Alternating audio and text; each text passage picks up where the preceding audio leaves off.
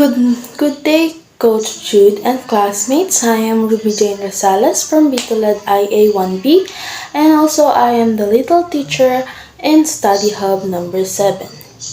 So my role in this video is to introduce my peer group and their assigned topics. Along with that is I will also discuss my assigned topic. So first, let me introduce to you my members.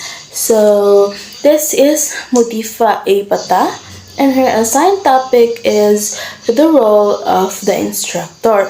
So in this, she will be discuss how does the instructor foster students' learning, motivate students to learn intrinsically, and how to accommodate different learning style and many more.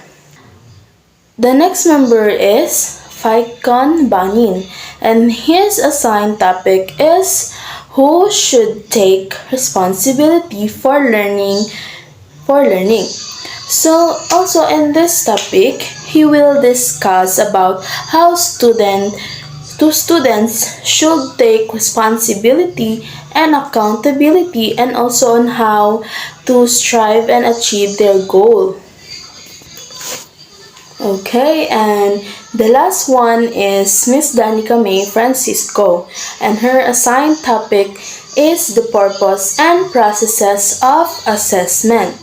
So in this topic, she will be discussed to you about the importance of assessing or assessment.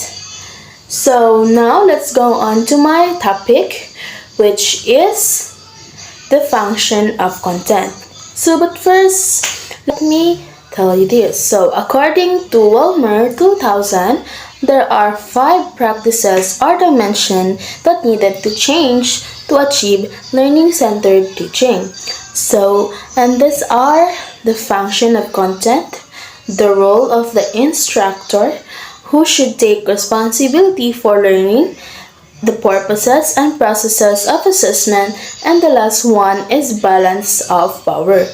So that was the 5 practices that needed to change to achieve learning-centered teaching. So let us to Study Hub number 7 broaden your knowledge about the 5 practices. So let me first discuss you the number one practices, which is the function of content.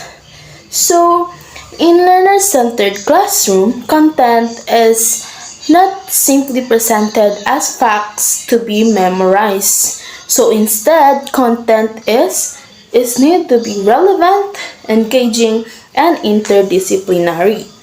So why relevant? So relevant means your content must be based on students' interests, needs, and real-world application. Why? Because if your content is not relevant to their interests, needs, and real-world application, your content will be useless. Because I believe that the students are only focusing on what they interest with. They give more attention. And focus on that content. So next is engaging. So in this content must be presented in a variety of ways to stimulate students' curiosity and promote active learning. So your content or discussion must be engaging to the students so that they will also engage or participate in your content. And lastly, the interdisciplinary. So the content is integrated across different subjects, fostering connection and deeper understanding. So in addition to build a knowledge base, the content facilitates students to build an appreciation for value of content, and also build discipline-specific learning methodologies. Also practice using inquiry or ways of thinking in the disciplines. And next is learn to solve real problems. So student engage is most of the content to make it their own to make their own. Students make meaning of the content. Also, content can help students develop an organized framework or way to learn in their discipline. And lastly, content is framed so that students see how it can be applied in the future. So that will be all, and that's the function of content. So the second practices, which will be discussed, will be discussed with Miss Mudifa A. Pata. So his topic is the role of the instructor. Thank you. Now, I will be tackle the role of the instructor. The role of an instructor is multifaceted and crucial to student learning. A good instructor creates a supportive and engaging learning environment that fosters student growth and success. Here are key aspects of an effective instructor's role with explanations. Number 1, fostering student learning, creating a safe and inclusive space. An instructor establishes a classroom where students feel comfortable asking questions, sharing ideas, and taking risks without fear of judgment. Okay. Meaning, a safe and inclusive space is essential for learning. Students need to feel comfortable expressing themselves without fear of ridicule or embarrassment. This allows them to explore ideas, ask questions, and take intellectual risk, leading to deeper understanding and engagement. Okay? Individualized support. Recognizing that students learn differently, an effective instructor provides personalized, supportive, and guidance. Okay? Meaning, each student has unique strengths, weaknesses, and learning styles. An instructor who provides individualized support helps students overcome challenges, access appropriate resources, and reach their full potential. Okay. Number 2, accommodating diverse learning styles. Variety of teaching methods. Instructors use a range of teaching methods such as lectures, discussions, group activities, hands-on projects, and technology-based learning. Okay? Meaning, not everyone learns the same way. Some prefer visual learning, others auditory, and some hands-on experiences by using a variety of teaching methods. Instructors cater to these diverse learning styles, making learning more engaging and accessible for all students. Okay?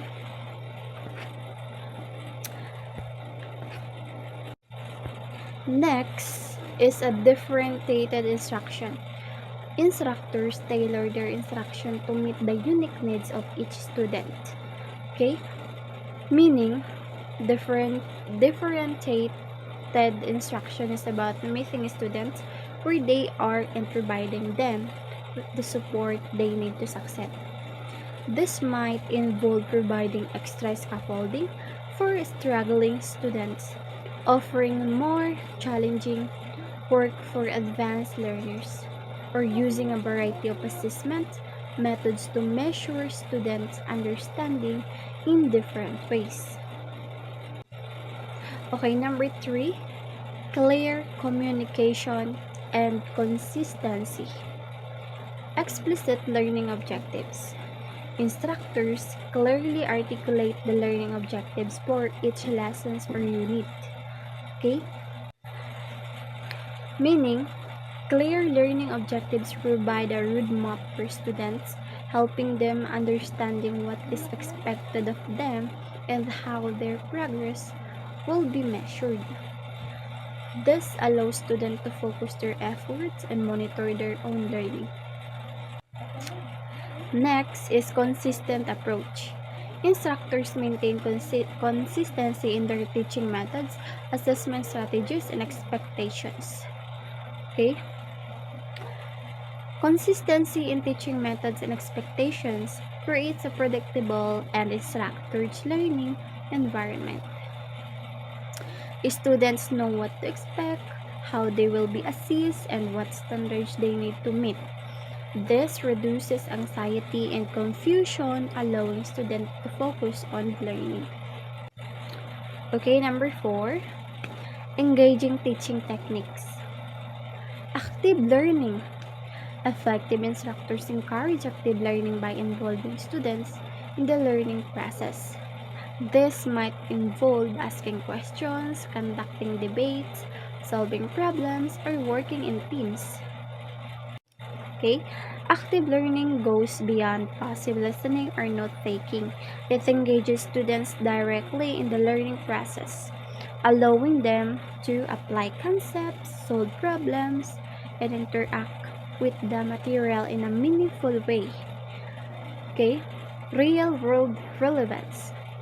Instructors connect course material to real world applications, making learning more meaningful and motivating. Okay? Meaning, students are more motivated to learn when they see the relevance of the material to their lives and future careers. Number 5, collaborative and interactive learning. Student-centered activities. Instructors design activities that encourage interaction and collaborations among students. This promotes pre-learning, critical thinking, and the problem-solving skills. Meaning, collaborative learning activities allow students to learn from each other, develop teamwork skills, and enhance their critical thinking abilities. Okay. Teacher-student interaction. Instructors create opportunities for meaningful interaction with students, providing feedback, answering questions, and fostering a supportive learning environment. Okay? Meaningful interaction between teachers and students is essential. It allows instructors to provide feedback, clarify concepts, and address individual student needs. Okay? Number 6 is intrinsic motivation. Passionate instruction. Instructors who are passionate about their subject matter inspire students to learn. Okay, meaning passion is contagious when instructors are genuinely excited about their subject matter, students are more likely to be engaged and motivated. Meaningful connections. Instructors help students connect course material to their interests, goals, and aspirations, making learning more relevant and engaging. Okay? Meaning, students are more motivated to learn when they see the relevance of the material to their lives and future careers. Connecting course content to their interests and goal makes learning more personal and meaningful, increasing student engagement and motivation. Okay? And that's all for the number 2.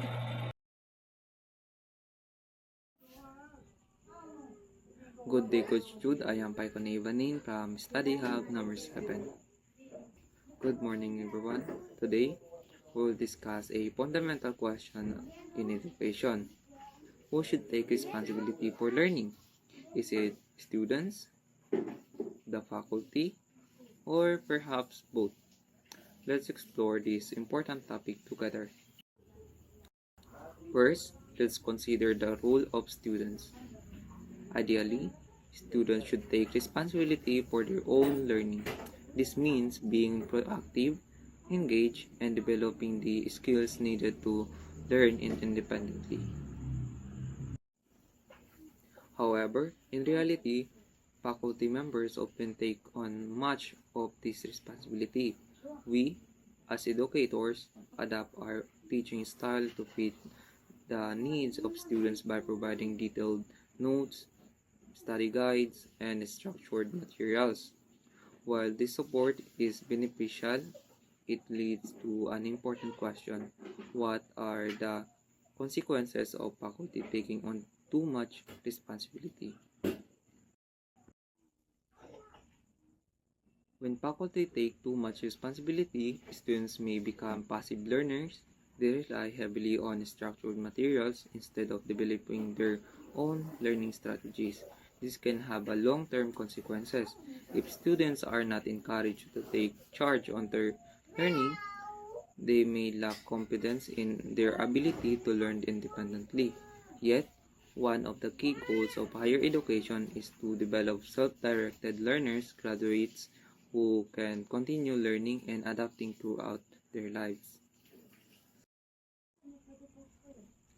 There are strategies students can be taught, practiced, and eventually mastered, such as time management, critical thinking, problem solving, and self-reflection. By incorporating these skills into learning process, faculty can gradually shift the responsibility from themselves to the students. In summary, while faculty play a crucial role in guiding and supporting students, the ultimate responsibility for learning should rest with the students themselves.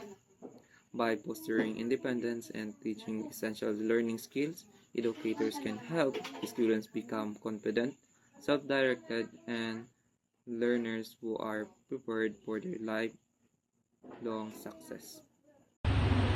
Good day, Coach. The topic was given to me is all about the purpose and process of assessment. Assessment is integrated within the learning process.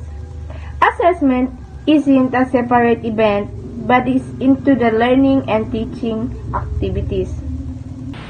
Instructor give formative feedback for the purpose fostering improvement. Feedback is provided throughout the learning process to help students improve, not just to judge their final performance. Formative assessment is ongoing. Students have multiple opportunities to assess themselves and their peers. So students actively participate into the assessment process, themselves assessing and providing feedback to their peers. Students can learn from their mistake and then demonstrate mastery. The focus is on learning from errors and demonstrating understanding rather than simply achieving grade. Instructor encourage students to justify their answer when they do not agree with those of instructor. So students are encouraged to explain their reasoning even if differs from the instructor, promoting critical thinking. Instructor and student mutually agree on a time frame for feedback and always follow time frame for providing feedback. So a clear and agreed upon schedule for feedback ensure timely and effective learning. Instructor uses authentic assessment throughout the course. Assessment tasks are relevant and realistic, reflecting real-world application of the knowledge and skills being learned.